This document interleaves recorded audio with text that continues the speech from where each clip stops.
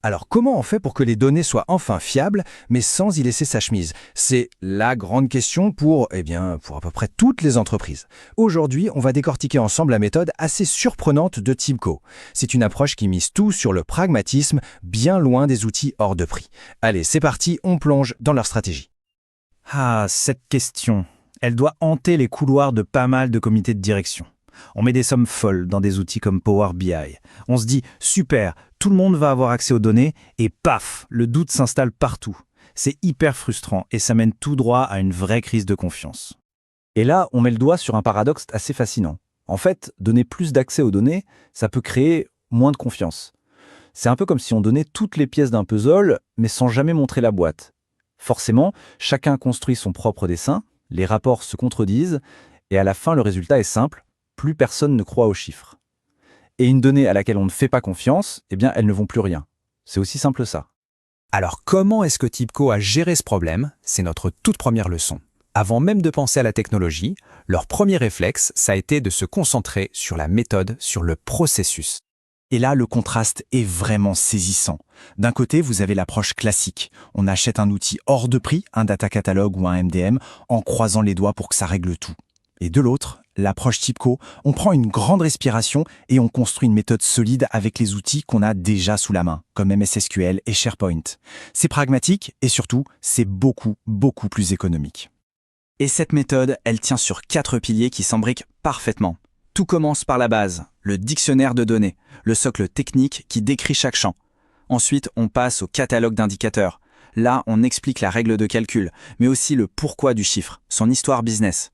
Troisième pilier, le glossaire métier.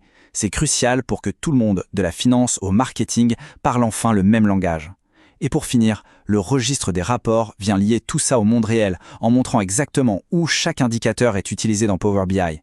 On part de la technique pour arriver au concret. C'est un système vraiment complet. On en arrive à la deuxième leçon et celle-ci est un peu à contre-courant. L'idée, ce n'est pas de tout documenter à tout prix, mais de se focaliser sur ce qui a une vraie valeur pour l'entreprise tout de suite. 40%. Bon, présenté comme ça, ce chiffre peut sembler un peu décevant, on pourrait même penser à un échec. Et pourtant, pour TIBCO, ce 40% a été la clé d'une réussite incroyable. On regarde pourquoi. Voilà, tout est dit, c'est la philosophie qui se cache derrière ce chiffre. Le danger, c'est le piège de la perfection. Un projet de documentation qui veut être exhaustif à 100%, il risque de durer une éternité et de ne jamais rien produire de concret. Ici, le pragmatisme gagne haut la main. Et cette approche a clairement porté ses fruits. En se concentrant sur les données critiques, ils ont eu des résultats rapides, des choses visibles. Ça a non seulement restauré la confiance, mais ça a aussi encouragé l'adoption des outils d'analyse et, au passage, ça a rendu les équipes beaucoup plus rapides pour développer leurs rapports. Bref, la valeur visible a créé un cercle vertueux. La troisième leçon est peut-être la plus cruciale, parce qu'on ne parle plus de technique, mais d'un vrai changement de culture, qui va redéfinir le rôle des équipes métiers dans tout l'écosystème data. Le point de bascule, c'est cette décision stratégique de 2020, donner aux équipes métiers le pouvoir de construire leurs propres produits de données. À partir de ce moment-là, avoir une bonne documentation, ce n'était plus juste une bonne chose à avoir, ça devenait une condition de survie. Pour que cette autonomie fonctionne, il fallait absolument un socle de connaissances commun et fiable. Et pour que cette nouvelle culture prenne racine, ils ont mis en place une règle d'or, toute simple, mais redoutablement efficace. Maintenant, quand quelqu'un demande une nouvelle donnée, c'est à lui ou elle de fournir la description fonctionnelle complète. Ça responsabilise tout le monde et ça crée un vrai sentiment de propriété collective. Et ça change tout pour l'équipe data centrale. Avant, c'était des exécutants qui traitaient des tickets à la chaîne. Maintenant, ce sont des coachs. Leur rôle, c'est de donner les moyens aux autres, de garantir le cadre et les bonnes pratiques.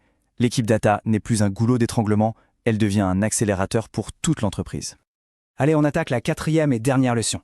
Et là, on va voir entrer en scène une alliée assez inattendue, l'intelligence artificielle.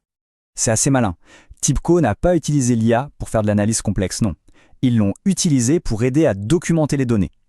Avec une IA générative branchée sur Power Automate, ils ont pu grandement accélérer la rédaction et l'harmonisation des descriptions. Ça a permis de rendre une tâche souvent longue et pénible beaucoup plus simple. Mais attention, le point clé est là. C'est un principe d'équilibre. La machine aide, elle accélère le processus, mais c'est toujours un humain qui valide et qui prend la décision finale. C'est essentiel pour s'assurer que la documentation est non seulement rapide à produire, mais aussi pertinente et de haute qualité. Bon, après tous ces efforts, quel est le bénéfice final? C'est là qu'on découvre que le gain est bien plus grand que ce qu'on imaginait. C'est un vrai avantage stratégique. Et voici la conclusion la plus importante de toute cette histoire. Ce travail de fond, cette gouvernance, c'est ce qui rend une entreprise véritablement prête pour l'IA. Aucune IA, même la plus puissante, ne peut faire des miracles avec des données de mauvaise qualité ou mal comprises. Ce socle de métadonnées est la condition indispensable pour se lancer sérieusement dans l'IA. Donc pour résumer, cette approche pragmatique a fait bien plus que résoudre un problème de confiance à court terme. Elle a surtout bâti les fondations qui permettent aujourd'hui à TIBCO d'aller plus loin, d'envisager sereinement des technologies bien plus avancées, parce que la base, elle, est enfin solide et maîtrisée. Tout ça nous amène à une dernière question. Une question que chaque organisation devrait se poser. Est-ce que la documentation de données est un frein qui ralentit l'innovation, ou au contraire, est-ce que c'est l'accélérateur qui prépare à l'avenir de l'IA ? La réponse pourrait bien dessiner le futur de beaucoup d'entreprises.